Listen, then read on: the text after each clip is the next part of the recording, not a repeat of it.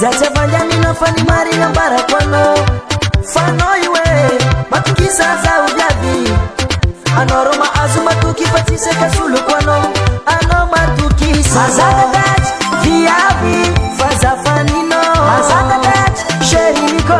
Zatifat ya diti Azagadat Viavi Zacha pirapiano Azagadat Sheriko Ano matukisa za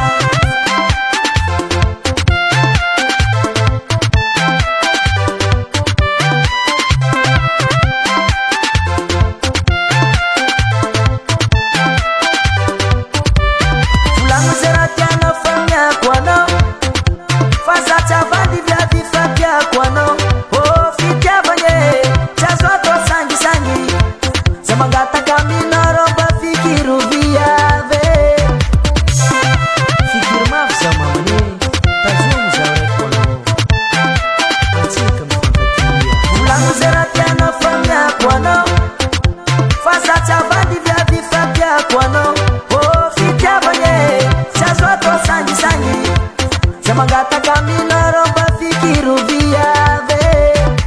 Azagadat viavi Faza fanino Azagadat Sheriko Zatifat ya diti Azagadat viavi Zacha pirapiano Azagadat Sheriko Ano matuki saza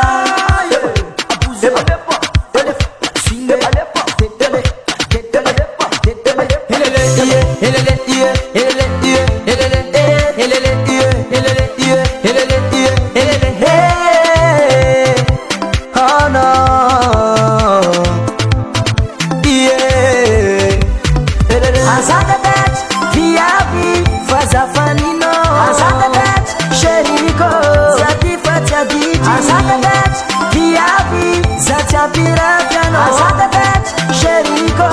Ano matukisa Azagadat viavi Faza fanino Azagadat Sheriko Zatifat ya diti Azagadat viavi Zacha pirapiano Azagadat Sheriko Ano matukisa za Faza fanino Zatifat ya diti Zacha pirapiano